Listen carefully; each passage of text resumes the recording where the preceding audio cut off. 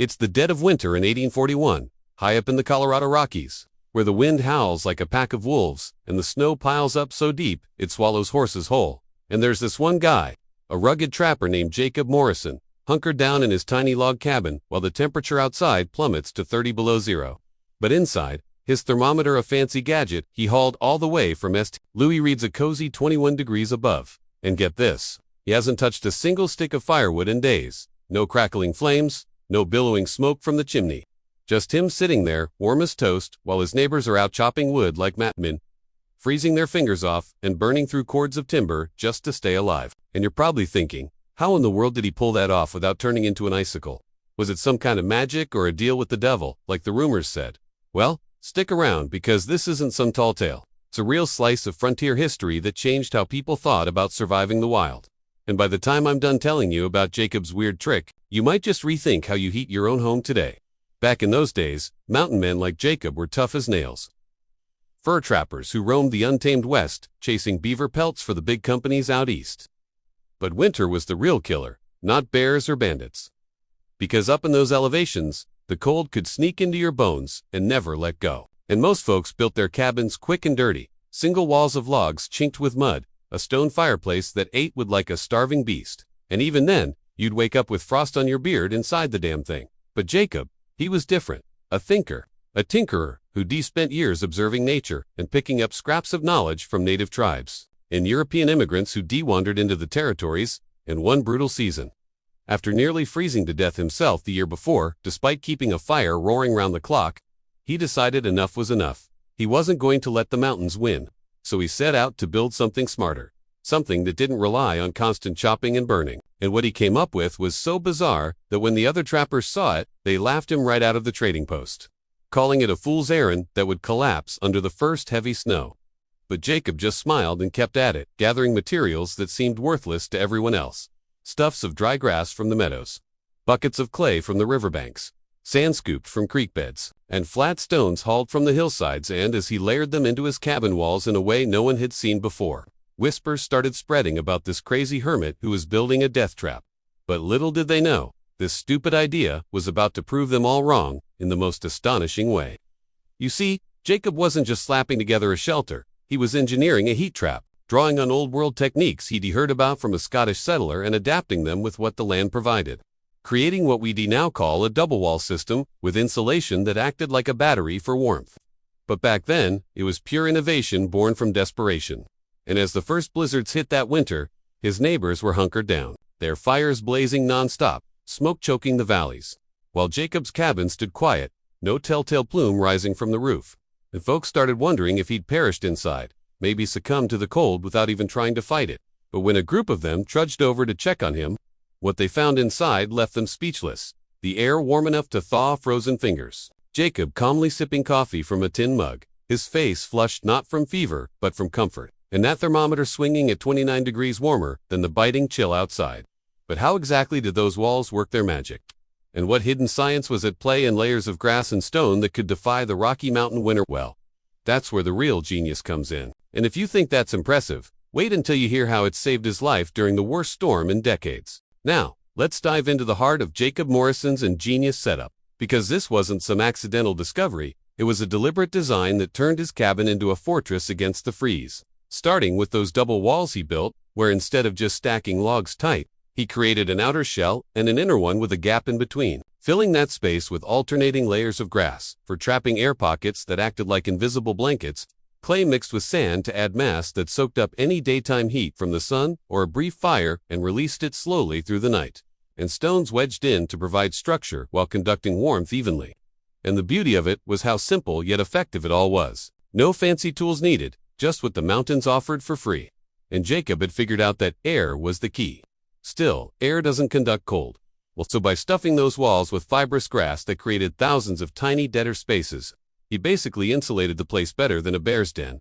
And that thermal mass from the clay and stones meant that once the cabin warmed up a bit, maybe from body heat alone or a quick morning blaze, it held onto that temperature like a miser with gold, radiating it back inward hour after hour, even as the mercury dropped outside. And tests he did with his thermometer showed the inside staying 25 to 30 degrees above ambient. meaning on a night when it hit 15 below, his home hovered around a livable 18 above, warm enough to sleep without piling on every fur he owned. But building it wasn't easy. Oh no, Jacob spent weeks alone, hacking at logs with his axe until his hands blistered, then meticulously packing the filler materials, making sure no gaps let the wind whistle through.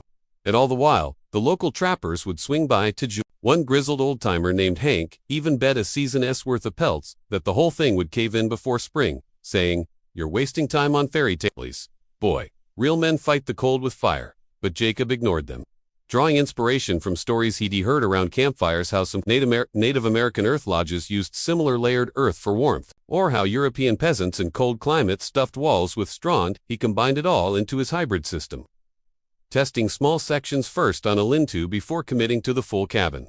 And by the time he finished, it looked a bit bulkier than the standard shacks, with walls nearly a foot thick, but that extra girth was what made the difference, turning potential heat loss into a slow drip instead of a flood. Of course, there were skeptics who thought he was cheating somehow, maybe hiding a secret stash of wood or using black magic, especially when firewood grew scarce that winter after an early freeze locked up the forests, and men started rationing their stacks, shivering through the nights. But Jacob's place remained a beacon of steady warmth, and as word spread, a few curious souls asked for details, though most were too proud to admit a newcomer had outsmarted them. And during one particularly vicious storm that dumped 4 feet of snow in 2 days, trapping everyone inside, Jacob's invention really shone, stretching his wood supply to last the season with plenty to spare, while others ran dangerously low, facing the grim choice of venturing out in whiteout conditions or huddling in the dark cold. But just when things seemed triumphant for Jacob, trouble brewed on the horizon, wondering if they could steal it or sabotage it, leaving us to ask what happened when they confronted him, and did his weird trick survive, the ultimate test of betrayal and survival. As the winter of 1841 dragged on into its harshest months, Jacob Morrison's cabin became the stuff of legend in those Colorado hills, a place where the cold seemed to bounce right off like water on oiled canvas. And while his double-walled wander with its grass-clay sandstone insulation kept him snug, the real drama unfolded outside those sturdy logs, because jealousy festered among the trappers who'd mocked him, their own cabins turning into icy tombs as firewood dwindled and the blizzards kept coming. And one night, a group of 5 men, led by that same doubter Hank said, showed up at Jacob's door under the guise of seeking shelter, but their eyes gleamed with something darker, demanding to know how he stayed warm without the constant fires they all depended on. And Jacob, being the generous sort, invited them in, showed them the walls up close, explained the science in simple terms, how the layers trapped heat like a beaver's lodge underwater, storing it in the mass and releasing it slow for a moment, all replaced their suspicion. One young trapper even sketching notes on a scrap of hide, but Hank wasn't satisfied, accusing Jacob of hoarding some hidden fuel, or worse, using forbidden knowledge from the spirits, and in a fit of rage, he tore at a section of wall, pulling out handfuls of grass and clay, exposing the inner logs to the frigid air. And chaos erupted as the temperature inside began to drop, the group scrambling to patch it back while Jacob calmly rebuilt, proving the design's resilience. And by morning, not only was the cabin warm again, but those men left humbled, spreading the word far and wide about the weird trick that had saved them from the storm. From there, Jacob's innovation rippled out, influencing how future settlers built in the West, with double-wall techniques popping up in mining camps and homesteads, blending with native and immigrant wisdom to create more efficient homes that used less wood, preserved forests, and made survival less grueling.